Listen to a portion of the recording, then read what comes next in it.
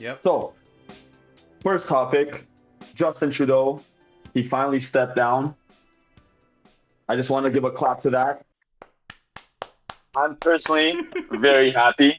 I think the past 4 years, well, actually like 8, 9 years of him being in power, I think he caused a lot of division, a lot of problems, and a lot of unsettlement across the board. Yeah. And I think a lot of the people living in this country were very disappointed, came to a point where they are very disappointed, as the many polls are showing. There's still some support. I don't know who is supporting that, but there is still a little bit of support, but more than 50% are now in disagreement. So, you know, that just tells you of how his leadership has been this far. So, just to dive into what has caused his demise. So, we're going to go into economy.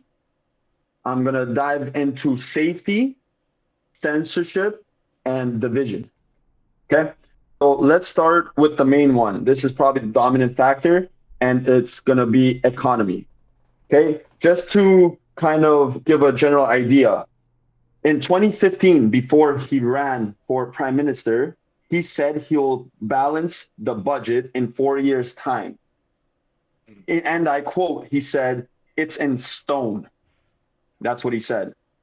And that he's going to lower the debt to GDP ratio. Those are his words. What has happened by now? Like what's going on in Canada now? He has doubled the national debt.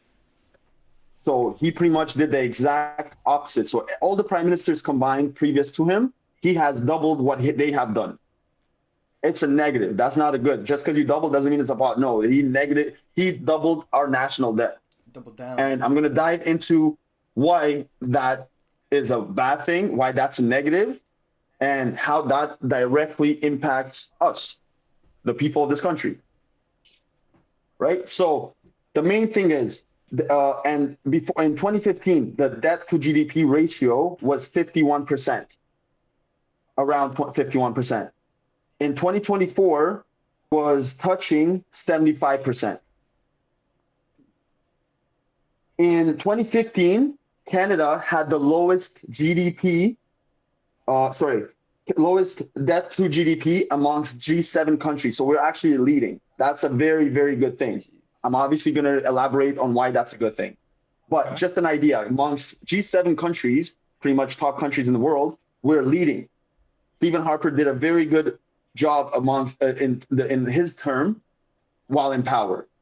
So he did very good things for the people living in this country. As you guys may know, you guys have been living in Canada for a while. I can talk to my mom, who's been here a while. She's always talking about good old times. You guys might feel that, right? We're older now. We're not in 2015 anymore. We're 2024, 25, right? So now we're like, who has their own house? How many people have their own house? How many people are struggling to get their own house, right? So let's dive into the national debt increase and what it means for people like us. So when the national debt increases, that debt needs to be paid back. Simple, right? So how does that debt get paid back? Higher taxes in the future to repay. Taxes in sales taxes, income taxes, and therefore people like us have less disposable income. So when after you do your taxes and you pay everything off, how much money is there left for you to do whatever you want with that money? Reduced government services and quality. So places like healthcare, places like education and infrastructure. You guys want to go to Toronto, you got to take the Gardiner, yeah? Mm-hmm. Try doing it during rush hour. It's going to take you an hour and a half to get to Toronto from Mississauga, a place where it should, a distance where it should only take you 30-minute max if you're driving 80 kilometers an hour. Right? So infrastructure. So these things are not getting funded directly because of the national debt that he's built up.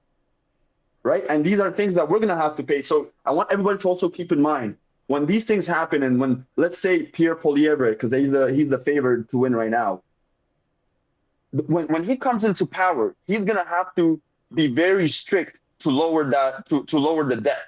When that happens, services and public services are gonna get like a strain. So that means a lot of them are not gonna get funded directly because of the actions that Trudeau did in his power. So at first, in the first couple of years, people are gonna be like, oh, and people are right. Oh, what can he do in this short amount of time, right? And that's true. In the first 2 years, he's probably gonna have to just work on just literally bringing back some of the common sense before Justin Trudeau was doing what he was doing. Moving on, higher interest rates, right? You guys want to borrow money to get a house, so mortgage rates, right? You're going to be paying more on that. Car loans, you're going to be paying more on that. Credit card borrowing interest is going to go higher. And these are certain things, some of the things that are directly impacting you because of the debt that that he doubled. Economic instability.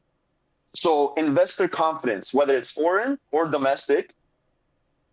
So not much investment flowing into the country. So what does that mean? Less job opportunities, wages being stagnant. And ultimately, when money stops circulating, it could literally end up in a recession. And even worse, a depression if it's not caught early. Right? Mm-hmm. Reduced sovereignty. So this is quite big. And when we're talking about Canada having an edge with other countries and why somebody like Donald Trump, for example, can say whatever he wants about Canada, right? So reduce sovereignty. So when you rely so much on foreign borrowing, right, it limits a country's policy options when they sit at the table to negotiate. So when you borrow money, your country is strained. So when you plan to talk to other prime ministers or presidents on a better deal for your own country, you actually are very limited on what you can say and what you can deal with, because you got to pay them back. So before you can say anything, you got to pay that money back. Yeah. Right. So that was the economy side. Do you guys want to touch up on anything regarding that and how you guys may feel? Well, let me say this. Yesterday we were doing some street interviews. And one of the things I remember, I asked this lady, right? She was walking by. I asked her a couple questions. One thing they mentioned when I said about Trudeau, one of the ladies said he was forced out. And I think she made a valid point. She said, I think he was forced out. And then I asked her, why do you think he was forced out? She said, because Donald Trump became the president.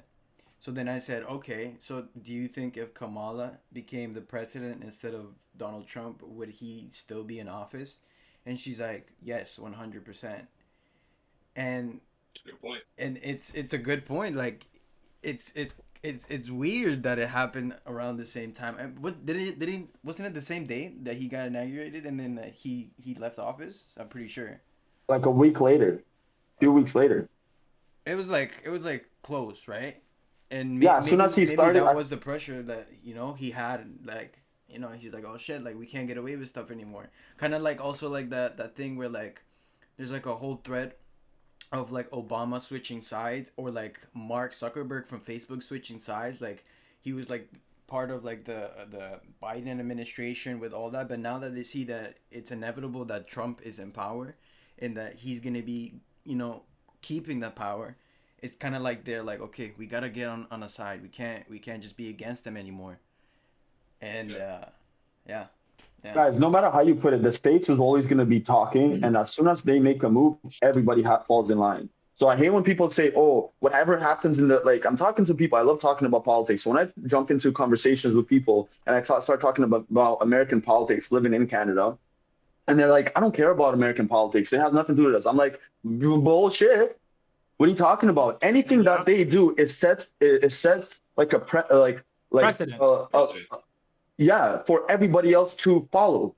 So anything that happens there, everybody else falls in line. As soon as Donald Trump started coming in and everybody knew he won and he actually and then won and he started chirping, it's like everybody started doing the total opposite. Every country is starting to reset and rethink about how they're going to be moving forward.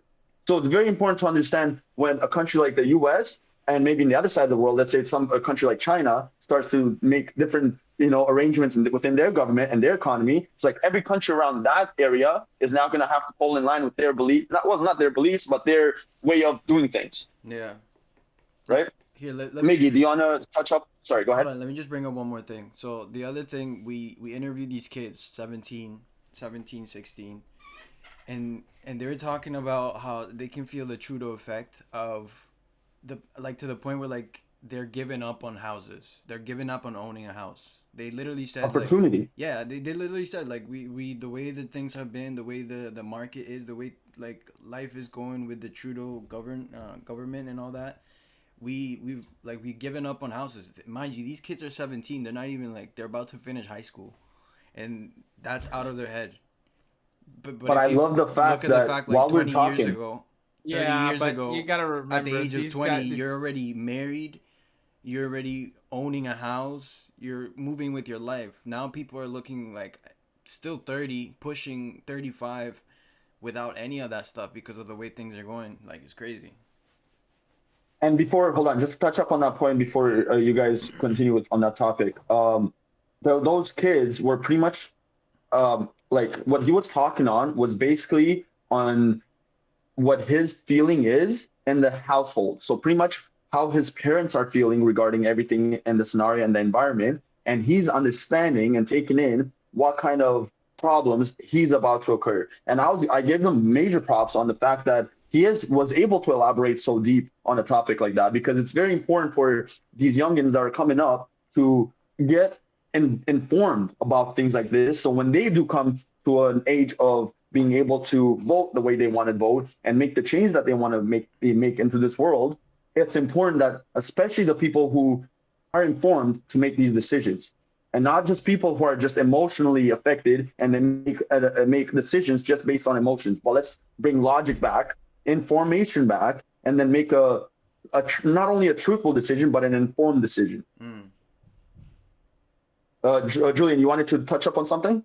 Well, I wanted to speak upon when you were speaking about how Pierre is going to come in, and something I wanted to speak about is that people might not see the instantaneous change that they're going to see or that they might want if once he gets elected. And what will happen, I think, is there's going to be a super majority in the beginning, but over those 4 years, right? People are going to be expecting instantaneous change, not knowing that they have to go through legislation and take out some of the laws that were put into legislation, right? And that some of that votership's going to trickle down back to the Liberals and to the NDP. You could see it now with Justin Trudeau stepping out. Like their numbers have risen just a little bit, but it's also now trickling down to the NDP, right? So. And that I also hope comes people. into what kind of government they will get elected, right? So is it going to be a minority government or is it going to be a majority government? And that will play a major factor on how fast things can change. If there's a huge voting toward the Conservatives, they could potentially win a majority and things will fly in much quicker. Change could happen much faster. But we also we always agreed on, as much as we like the idea of that, we also always got to be centered and understand that, look, at the end of the day, they are politicians. They do make decisions. There is people, helping them out in the decisions that they make. And so we always going to have to stay in the middle and understand, okay, are these decisions good? Just because they look like the better option right now doesn't mean we take everything for, what I'm saying is take everything with a grain of salt. Yeah. Understand that these are people in power, and at the end of the day, power can potentially corrupt. Not saying that it will, but it could happen, and things can go left, right, Yeah. or right, Yeah. extremely right or extremely left. So let's be in the middle. I do still would prefer a majority government just because we've gone left so far that at this point the pendulum has to switch and just just bring it back to logic. Let's have normality again. Let's make normal again. Mm. Anything else anybody want to say? Well, that was basically what I was gonna say. Take everything with a grain of salt. My main issue is how people just, follow the narratives that they're pushing on mainstream media. The media likes to focus on Donald Trump's like attitude and arrogance, right? When Donald Trump makes statements about Canada and it really turns them off. But they need to understand that like change needs to be made And without Trump making these sort of claims, without Trump using his personality to his advantage, right? Moves aren't going to happen. Like if he just plays the nice guy, if he just tries to please everybody like most politicians do, then shit's just going to go on as usual. So we need a guy like that to kind of change the narrative, to kind of force people to have these discussions, right? Just like, okay, would it benefit Canadians to be the 51st state? Maybe it's, a stupid idea to actually do, but the fact that we're talking about how Canada could be different in those terms is very important. Because if not, we're just going to stay on this same liberal path right now. And like Julian said, if we switch over to the conservative side with Pierre, it's going to take time, and he's going to get attacked like the same way. They're going to find negatives on him, and if we just focus on the negatives, which you could find on anybody, including yourselves, then you're just going to be blinded. You're just going to act like everybody else, and then you're just going to be emotional. So just be patient, focus on the decisions that are happening, and you got to be a little faithful, because without faith you're just gonna have a pessimistic mindset, and you're not gonna move in any direction. Right. Perfectly said. Now, with Justin Trudeau, I don't know if you want to add anything, but I do have a clip that we could show. But maybe you want to keep going first, and then we could show that clip afterwards. The clips, yeah. Can we do the clips at the end, like like after I run down the 4 reasons? Yeah. Yeah. So we just finished up reason number 1, which I thought it was probably the most dominant factor to why he fell and why people feel a certain way. And that was the economy, right? So we just finished that. Next one is safety in the country, right? So just to pull up one of the stats between at the end of 2015, between 2015 and 2023, the VCSI, which stands for Violent Crime Security Index, if I'm not mistaken. Violent Crimes Severity Index. So pretty much the worst of crimes that you can possibly do, rose by approximately 39%. That comes in homicides, that comes in armed robberies, etc. by 39%. And this has to do to a few policies, one of them being bill reform, and which was for Bill C-75, which made it the release first approach, pretty much making it easier for offenders to post bail and be released back onto the streets. That's why nowadays you're seeing these criminals get caught literally killing people, and they were post bailed. That's insane. That's one of the reasons, instead of keeping these guys locked in, okay, have some months, have a year to think about what you've done, and then put them back into society. No, they came with the idea, okay, no, let's give them another chance. These guys are already hot in their head. They had no time to cool down, probably still off the perks that they just took in. It's still running in their blood. They're still emotionally manipulated. Go back into the streets, get involved again, and now you just killed somebody. It's stupid. Crazy. Bro. And then they're quick to put that lady in jail, right? That's just speaking her mind or just exposing the truth. Bro, not even that. Right. You know what's retarded? The leniency towards sexual conduct type of activity, like sexual assault, right, or like even in rape. You know what I'm saying? They're able to get off with sentences that are within like 5 to 10 year periods. But then someone who defends themselves from someone breaking into their house and they have to kill someone, they get life sentences. It's like, how do you determine a life sentence from like a 5 to 10? Personally, I think like someone who's raped or done something like that, sexual assault, like it needs to be towards life sentence, if not looking towards being,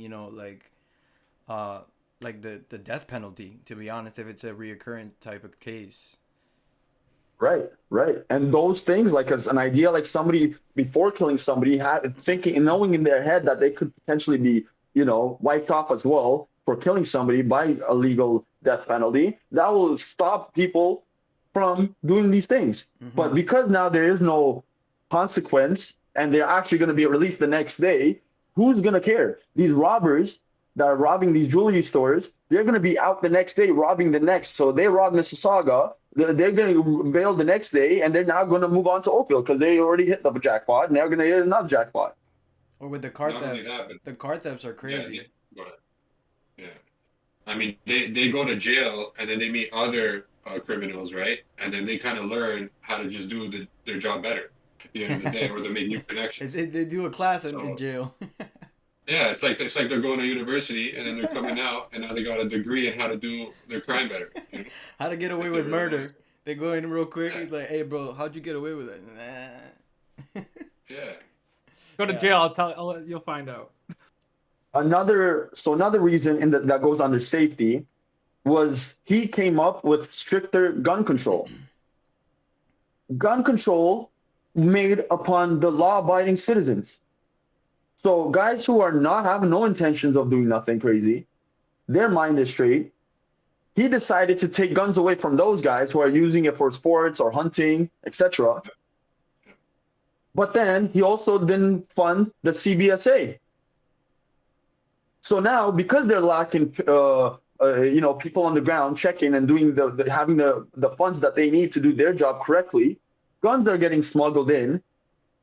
People are smuggling in. Criminals are smuggling from down south, walking across America and then coming into Canada, making our streets unsafe.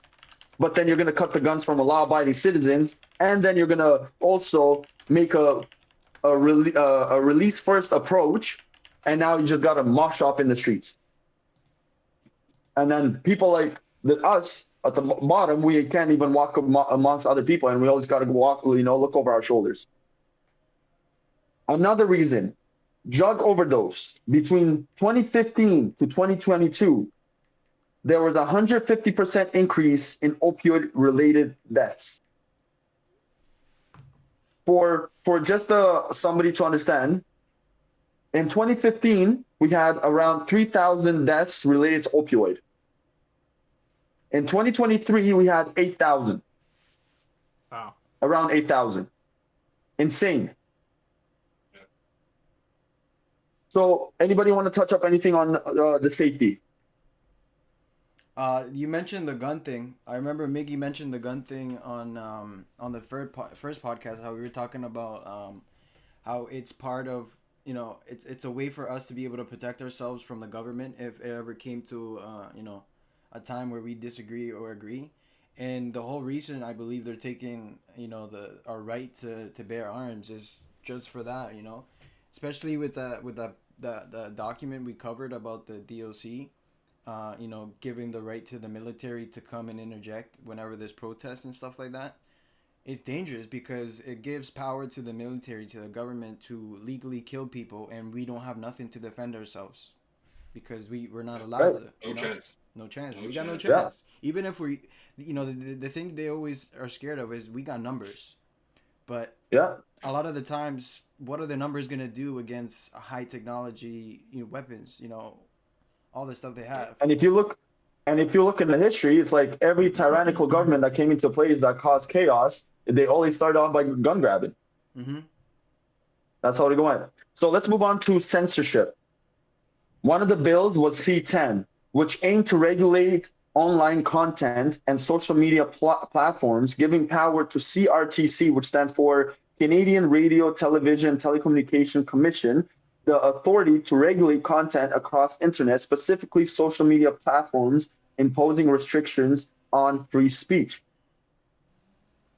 This is one thing I want to say, and it could be very quick, and you guys will also have a thing to say on it. At the end of the day, free speech means you could say whatever you want. I don't care. You cannot be unless you're inciting terrorist attacks or violent crimes against people or somebody to harm somebody, you should be able to say whatever you want. I don't care if it's emotionally disturbs you. I don't care what it means to you.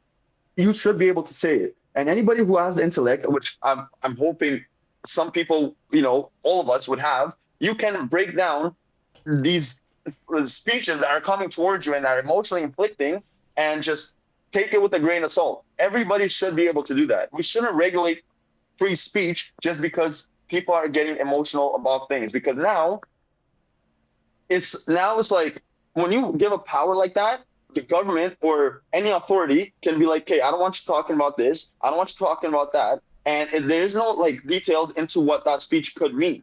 It's so broad that anything that you can be speaking toward the government or things that you don't agree with, which can actually bring conversations to do a positive thing in the society, it can now be shut down just because a power like that has been granted. Bro, that's the dangers of cancel society. And there's like a video recently where Mark Zuckerberg, the owner of Facebook, and he's sitting down with Joe Rogan explaining what he had to do because the Biden administration was forcing him to censor stuff about, well, a bunch of stuff, right? Exactly. It's like, Force you. yeah, that's what I'm saying, force him, because you know what I'm saying. But yeah. But recently, the Canada Exposed government on Instagram, who got raided by the RCMP just because they were speaking on the immigration situation in Canada. Once again, people can have a different opinion. You should not get raided for speaking on something that you think or believe. If there is something wrong that you're saying, the market will tell you and will keep you accountable. And if you're saying something correct, that means the market will also agree with you. And that's what we should be. But putting all these bills in place where it limits that is detrimental to us, the people, because it takes less power away from us, gives them more power to the very small percent, which can then, as time goes, can become corrupted, and then even worse, become tyrannical. Last point. Oh, Julian, do you want to add anything on this one? I'm okay. I just wanted to say sorry. Just the CRTC is a very powerful commission. They can veto a lot of things. They've gone through it with Bell over the years, and they're a very strong commission. They can veto certain business deals too. Remember Bell with its merger? They canceled that because they said they would have a larger market share. So they're very strong commission. Very strong. Right. And the last point on this Trudeau topic is the division it caused amongst people. From cultural division between people. Because of the policies that he brought in with immigration. Hopefully we don't get shut down. Because there was no plan put in place. And we talked about this last episode. There was no plan to control this situation. The infrastructure to be able to get through traffic. Now we have thousands more people coming in, adding thousands more cars to get to Toronto from Mississauga. For example, there is no plan put in place to control the situation. Another between division. And look, and I want to make this clear. I have nothing against LGBT or any of these people. I don't care about what people do in their beds. That's their business. I don't care who you love. Find love. Do what you gotta do. I support these things. Everybody should find love and do whatever they gotta do. It's not my business. But when you tell the public, the majority of people, that they cannot call a mom, and say, what was the term? A child-given person? How does that make any sense? If you, what's that word called? If you transgen, what is it? Transition. If you're transgender and all of a sudden you're given birth, call that person a child-given person. But do not tell a mother who's a female to not be called a mom. We're not going to change the language that's gotten us this far. That's been known since the beginning of mankind. We're going backwards. If we progress this far, why are we going backwards? Bro, in my opinion, it's ridiculous. In my opinion, that's ridiculous. That's taking the if anything, it's an attack on womanhood. It's taking away the one thing that, like, not the one thing, but the biggest thing that differentiates a man from a woman is the ability to give birth, to bring a child to term, you know? And just simply being like, it's offensive. Oh, like anybody can do it. It's like, yeah, man can give birth. It's like, no, man cannot give birth. Like, you don't get it confused. You can live in your own idea of what you think it is, but don't expect the rest of the world to conform to what you want. Same thing with the pronouns. Like, you're welcome to have whatever pronoun you think. Like, if your pronoun is I'm rich and I'm handsome, by all means have it, but don't expect me to say that you're rich and you're handsome. Don't expect me to follow your deluded idea of sense of what you are, of reality. It's stop that. Stop Right. that. And the Get some problem with help. this, and this goes on to division because us, majority of people who may or disagree or agree, whatever, and have an idea of what like way of life it is, and being influenced, forced to think a certain way where we understand that that's a wrong way of thinking, but then also being punished for not believing in it on what we think the facts is, that's where it becomes a problem. So that's another reason why division is amongst all-time high in here in this country. And There's an example going on in a town in, I forget, I'll pull it up. I'll put it up somewhere over here. I'll put it beside here, but there's a town in I think Ontario that is being sued because they refuse to abide by the LGBTQ laws of what they want to indoctrinate the kids with, the city with, the citizens with. The mayor was charged because they didn't want to conform to what the government is telling them that they need to do. And that is insanity. That's control. No? that is stupid. That is insanity.